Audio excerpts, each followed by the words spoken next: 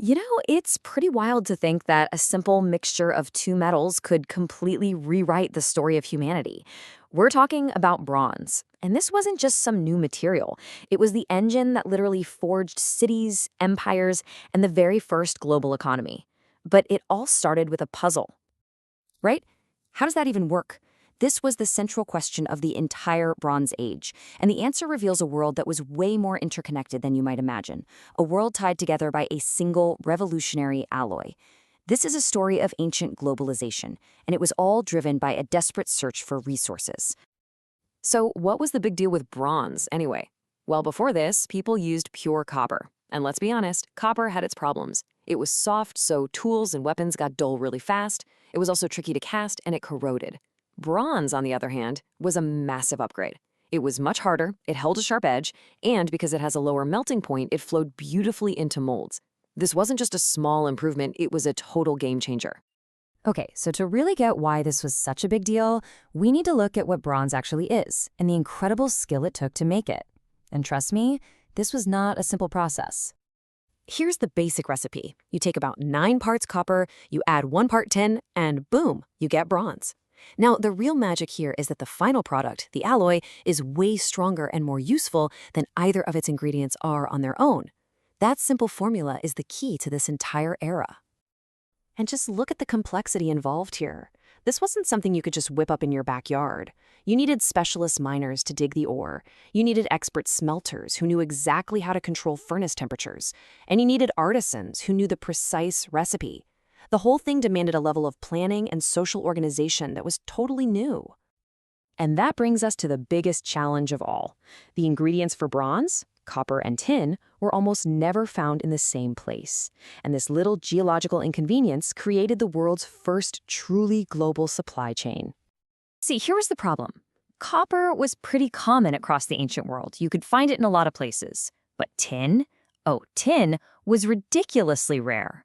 And this scarcity, what we can call the tin problem, forced entire civilizations to look far, far beyond their own borders to find it. And the result was this incredible web of trade routes crisscrossing continents. We are talking about tin from what is now Afghanistan making its way to Mesopotamia. And get this, tin from Cornwall in Britain reaching the Mediterranean. This wasn't just a bit of trade.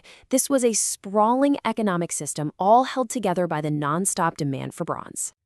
So, you've got this new tech and all the trade that came with it. But its impact went so much deeper than just creating new objects. It was a catalyst that forged entirely new kinds of societies and, frankly, a brutal new era of warfare. I mean, think about it.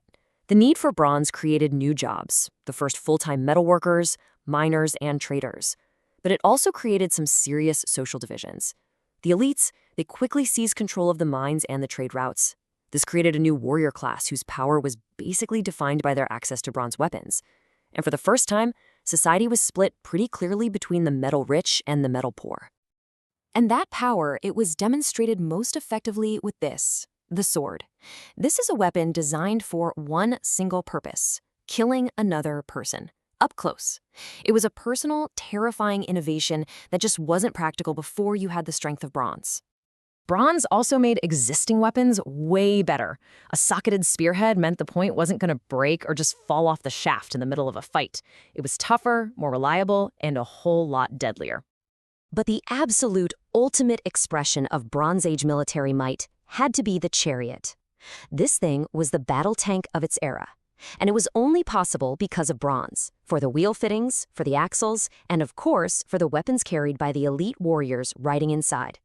Okay, so fast forward to the late Bronze Age, around 1600 BCE. The whole system is firing on all cylinders.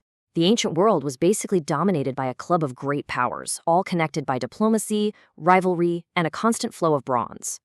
And this gives you a great snapshot of that world. In the Near East, you've got Egypt and the Hittites battling it out with huge chariot armies. Over in the Aegean, the Mycenaeans in Greece are building massive palaces with the wealth from their warrior culture. And way out east, the Shang dynasty in China was using bronze, not just for war, but to create these absolutely breathtaking ritual vessels, some of the most complex castings ever made. And that gets to a really crucial point. Metal wasn't just for tools and weapons, it was the actual currency of diplomacy. Kings would send each other gifts of bronze. Trade treaties were signed just to secure access to copper and tin. International relations were literally built on a foundation of metal. But here's the thing about these glittering, complex, interconnected worlds. They can be incredibly fragile. And around 1200 BCE, this one, well, it all came crashing down. And the collapse happened with terrifying speed. It was a perfect storm, really. The trade routes, the very lifeblood of the system, they started to fail. You had these mysterious raiders, who the Egyptians called the Sea Peoples, attacking cities all along the coast. Add in some earthquakes and climate change, and the entire system just buckled. In less than 100 years, great empires completely vanished and cities were abandoned. And that right there is the great paradox of the Bronze Age collapse. The very thing that made these civilizations so powerful, their complex network of global trade, became their single point of failure. When the tin shipments stopped, the production of bronze stopped. And when that happened, the economies, the armies, and the societies they supported, they just fell apart. So why should we care about this ancient collapse today? Well, because the world that bronze built didn't totally disappear. It actually left behind a blueprint for the future. Seriously, think about it. The whole idea of giant cities and urbanization, that's them. Professional, state-funded armies, them too. Globalization through long-distance trade, complex social hierarchies, and that fundamental link between technology and power. All of these concepts that define our modern world had their trial run during the Bronze Age. It basically set the stage for everything that came next. Which leaves us with a final, pretty sobering thought. Their world was built on tin from Afghanistan and copper from Cyprus. Our world is built on microchips from Taiwan and oil from the Persian Gulf. They learned the hard way that being so interconnected is both a huge strength and a profound vulnerability. The real question is, have we?